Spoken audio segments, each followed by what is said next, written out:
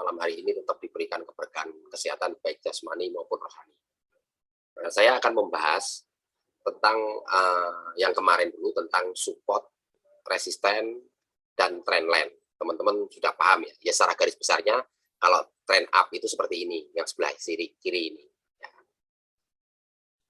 Ini tren ke atas gitu. Tren ya. Nah, ini downtrendnya misalnya.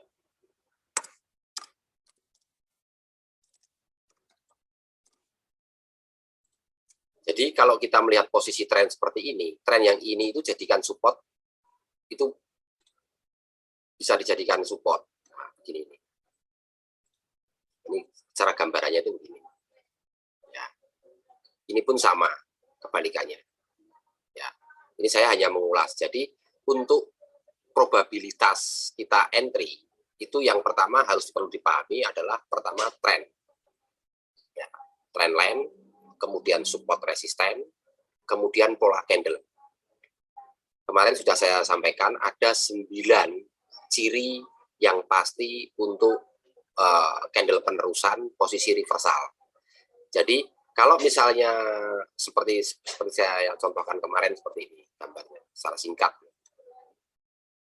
Jadi pengertiannya biar Mas Agus tadi kan sempat bertanya.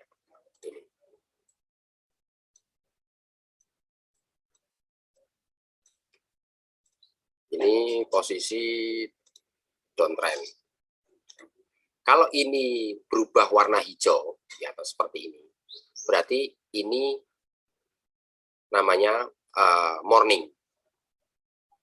Kalau itu masih belum cukup kalau belum ditambah posisi ini.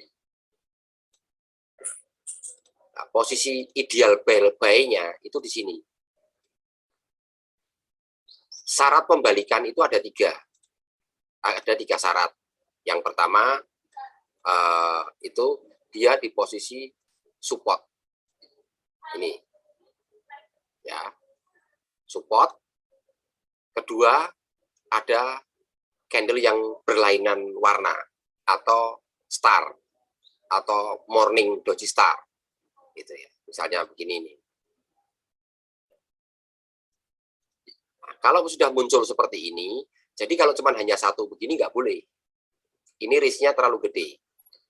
Nah, yang dimaksud dengan kemarin money management dan manajemen risk, teman-teman itu hanya nunggu di support ini, support, sama di posisi atas begini, itu posisi resistennya. Di atasnya misalnya begini. Ini resisten. Mainnya hanya di support sama resisten, sebetulnya. Supaya ada kepastian. Kalau sudah di tengah-tengah begini, itu tidak boleh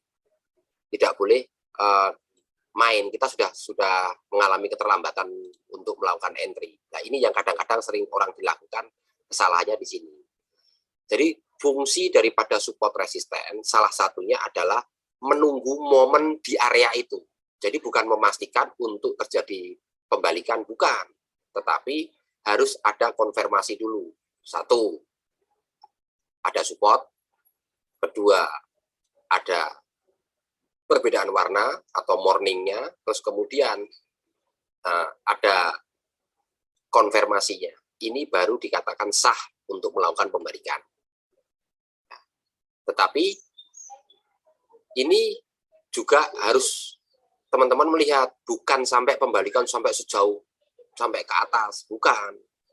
Perhatikan hanya main satu candle saja. Kalau teman-teman nanti meramalkan sampai 1778, sekelas istilahnya sekelas pemain dunia sekalipun itu aja nggak berani meramalkan.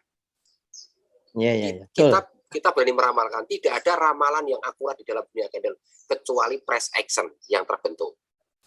Makanya kemarin ada 9 termasuk hanging man, hammer, morning doji star, evening, terus piercing line, engulfing, itu penting. Nah, tapi dia harus berada pada posisi support dan resisten. Kalau tidak berada pada support dan resisten, jangan teman-teman entry di tengah-tengah. Itu pasti kecantol. Itu. Ya. Ini untuk posisi support dan resisten. Jadi fungsi support resisten itu sebetulnya mutlak. Yang pertama itu trend, yang kedua support dan resisten. Nah, bagaimana entry menggunakan support resisten? Ya, yang seperti saya gambarkan setiap pagi. Kalau di posisi S1 sama R1, teman-teman jangan entry di tengah-tengah, biarkan dia nunggu breakout. Kalau saya menggambar R1 sama S1-nya dengan menggunakan M30. Tapi kalau saya menggunakan support resistennya H4, berarti saya nunggu pembalikan arah. Mungkin karena saya hari ini sibuk, malas main, maka saya memindahkan time frame-nya. Time frame-nya ke time frame H4, supaya saya hanya bisa main reversal. Bisa main panjang maksudnya. Gitu. Tapi kalau badan saya stamina-nya bagus, waktunya longgar, saya pendekkan support resistennya. Nah, memandang support dan resisten ini berbeda-beda. Ada support resisten time frame tertinggi, ada time frame middle, sama time frame kecil. Ini berbeda-beda. Yang paling akurat adalah time frame yang paling besar. Jadi yang paling kecil, H1 ini tengah-tengahnya. Di antara time frame kecil dan time frame besar. Tengah-tengahnya H1. Nah, H1 memang orang-orang buat sarana main. Tetapi kalau H1, saya jadikan sebagai map, mainnya saya di time frame kecil. Kalau pas pasarnya bagus. Tapi kalau pasarnya selambat, saya rubah support resistennya, saya berada di H4. Kalau saya sudah ketinggalan di H4, saya akan bikin support dan resisten di D1. Jadi support resisten ini bergerak, sifatnya dinamis. Jadi tidak harga mati, R1 angka sekian, R2 angka sekian, R3 angka sekian, itu nggak bisa. Itu kan hanya untuk publish. Tapi yang asli adalah ini sesuai dengan kebutuhan pasar. Ya. Nah, nanti ini karena waktunya sudah mau habis, nanti saya bikinkan Zoom lagi, nanti masuk ke kelas lagi. Biarkan ini habis dulu. Nggak apa-apa. Nah, kira-kira dari support dan resisten ini kira-kira ada pertanyaan nggak dari teman-teman? Terutama Mbak Heni itu. Nah, ini ada nggak?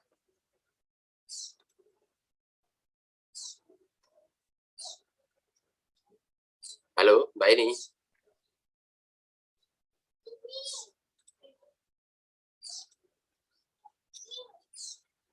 Tes Mbak Heni. Kira-kira Mas Agus ada pertanyaan nggak tentang support resisten, Mas Agus? Kalau support resisten sih saya sudah sedikit mengerti lah, tapi masih butuh ini latihan lagi. Yang penting tahu gimana Mas Hamdani? Itu kalau kan kadang kan kita sering kejebak support resisten di time frame berapa yang akuratnya itu loh Mas. Kadang begini Mas Hamdani. Kita suka bingung. Ya. Nah, sekarang ini kita nanti baru mau masuk ke karakter permainan. Oh iya. Nanti setelah ini close kelasnya, baru kita masuk ke karakter permainan. Oke. Jadi siap. Karakter permainan ini akan membentuk time frame yang akan kita mainkan. Kalau Mas Hamdani pinginnya cepat, istilahnya apa? Bonek, dar sehari 30% mah dapat. Asal pasarnya ada, itu scalper. Tapi kalau nggak tegas, ditahan-tahan, itu nggak boleh. Scalper itu harus komitmen. Iya. Tapi kalau mau main slow, kita time frame-nya dinaikin. Time frame-nya dinaikin, gambarnya juga dinaikin. Nah, berarti main kebalikannya. Makanya permainan saya tidak bisa ditebak. Jadi orang minta akun investor saya, bayar sekian. Pak Indro, saya punya Pak Indro akun investornya. Ya udah nih, saya bilang. Dia nggak akan bisa nyontoh karena saya hanya main cepat, main sekian menit. Nggak akan bisa dicontoh. Tapi kalau saya main di H4 itu bisa dicontoh. Karena H4 itu kan nunggu reversalnya 4 jam. Berbedanya di situ. Oke lah. Oke, sabar dulu lah. Siap. Oke, lanjut. Oke ya, ini untuk sementara kelas ini saya tutup. Nanti saya lanjutkan lagi. Saya bikinkan itunya lagi. Ya, ini saya tutup dulu karena waktunya sudah mau habis. Iya, Mas. Oke.